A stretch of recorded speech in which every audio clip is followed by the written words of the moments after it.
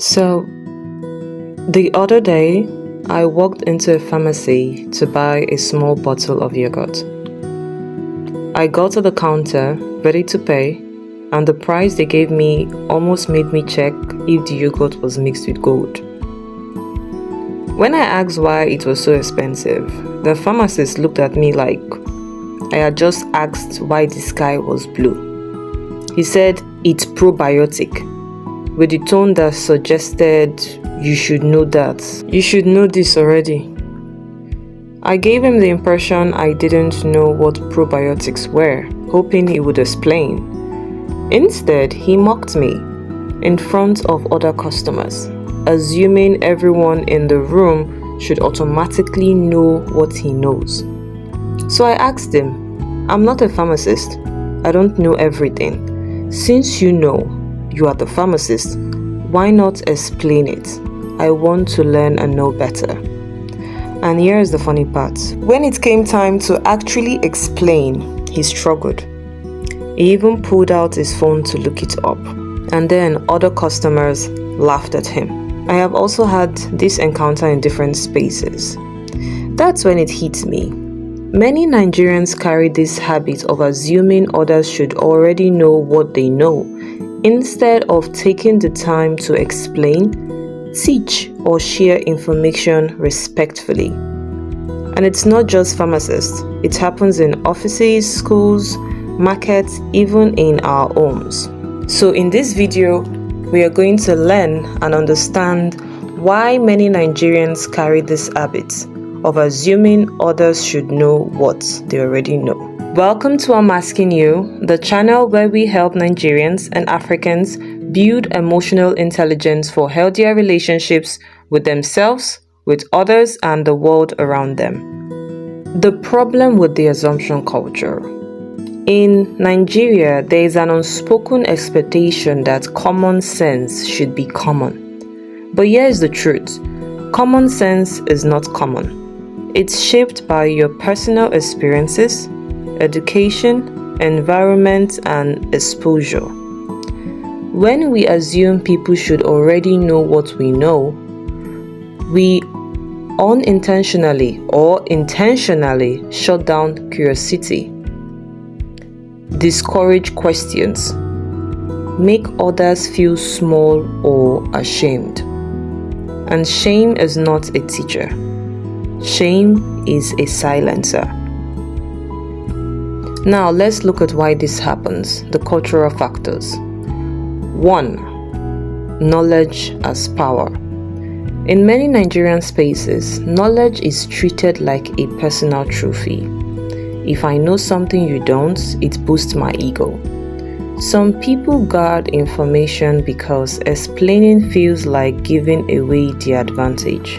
Sorry to bust your bubble, but that is a fragile ego. Number 2. How can you not know mentality? We sometimes forget that not everyone shares our background. A farmer might think everyone knows planting seasons. A banker might think everyone understands interest rates. But life doesn't work like that. Number 3. Pride and insecurity. Some people mock instead of teach because deep down they are afraid they don't understand the topic well enough themselves. Explaining forces you to test your own understanding, and that can be scary. But the more you teach, the better you understand, the better you know. One key sign of emotional intelligence is meeting people where they are. That means recognizing that people's knowledge is different, not lesser than yours. Taking the time to explain without condescension. Seeing a question as an opportunity to connect, not a chance to shame. If that pharmacist had simply said, "Probiotics are good bacteria that help your digestion. That's why this yogurt is more expensive," I would have learned something new, respected his professionalism, and maybe even trusted him enough to buy more. And he wouldn't have embarrassed himself in front of other customers. The impact of assumption culture. This "you should know" attitude is not harmless. It creates distance. In workplaces, junior staff stop asking questions for fear of looking foolish. In families, children grow up silently confused because they are mocked when they don't understand. In customer service, businesses lose loyal customers because they make people feel stupid instead of informed. Now, how do we break the cycle? If you're in a position to explain something, here is how to handle it better. 1. Assume they don't know, and that's okay. Start explanations from the basics without making it sound like an insult or using unnecessary jargons to feel superior. 2. Check your tone. Your words can be right, but your tone can still embarrass. 3. Use relatable examples. If someone doesn't understand probiotics, compare it to something they do know, like fermented foods or even Gary soaking. 4. Encourage curiosity. Respond to questions with "that's a good question" instead of "you don't know that." We all have different experiences, education, and exposure. We all grew up in different environments, not always by choice.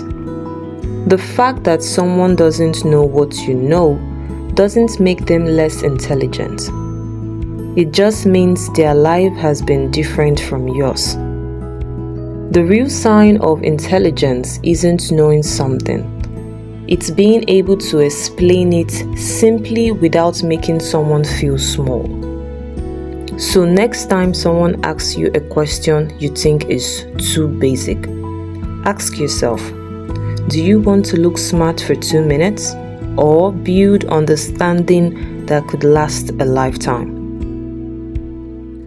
If you've ever been mocked for not knowing something, or if you've caught yourself mocking someone else, I would love to hear your thoughts in the comment section.